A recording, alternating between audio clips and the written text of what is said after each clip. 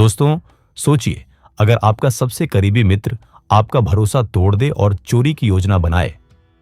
आज की कहानी हमें यही सिखाती है कि धोखाधड़ी और मित्रद्रोह का अंत कितना भयंकर हो सकता है।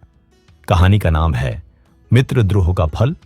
तो ध्यान से सुनिए, क्योंकि इस कहानी में है साजिश, धोखा और न्याय का रोमांच। बहुत समय पहले हिम्मतनगर में दो मित्र रहते थे। एक का नाम था धर्मबुद्धि, जो सरल, ईमानदार और भरोसेमंद था। दूसरा था पाप बुद्धि, जो चालाक और लालची था। एक दिन पाप बुद्धि ने सोचा, क्यों ना मैं धर्म बुद्धि के साथ दूसरे देश जाऊं, धनोपार्जन करूं और फिर किसी चालाकी से उसका सारा धन अपने पास कर लूं। वह धर्म बुद्धि को धन और ज्ञान की लालसा दिखाकर अपने साथ विदेश जाने के लिए राजी कर लेता है। दोनों शुभ मुहूर्त देखकर अन्य शहर के लिए रवाना हुए।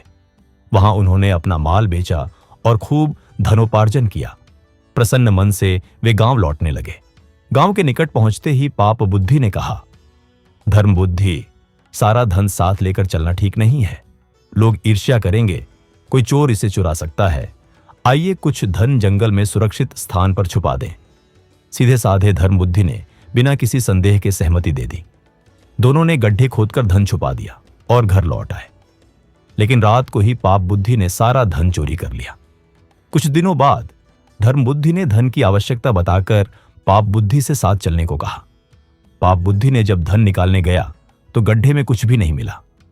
पाप बुद्धि ने तुरंत रोने चिल्लाने का अभिनय किया और धर्म बुद्धि पर चोरी का आरोप लगा दिया।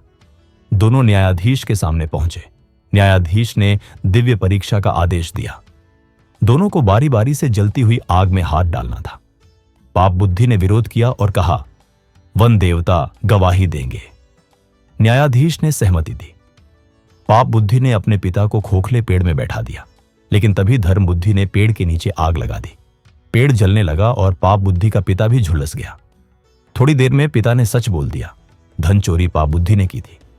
न्यायाधीश ने पाप बुद्धि को मृत्युदंड दिया और धर्म बुद्धि को उसका पूरा धन दिलवाया।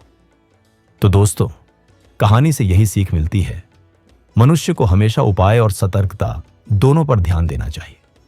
मित्रद्रोह और धोखा अंत में केवल नुकसान ही लाता है। सत्य और न्याय की राह पर चलना हमेशा लाभकारी होता है। अगर आपको यह कहानी पसंद आई हो तो लाइक जरूर करें। कमेंट में बताएं कि आप इस कहानी से क्या सीखते हैं। इसे अपने दोस्तों और परिवार के साथ शेयर करें और सब्सक्राइब करें हमारे चैनल हिंदी वाली स्टोरी, क्योंकि अगली कहानी में हम लेकर आएंगे नई मजेदार सीख और रोमांच। धन्यवाद और याद रखें, सत्य, समझदारी और न्याय से बड़ा धन कोई नहीं।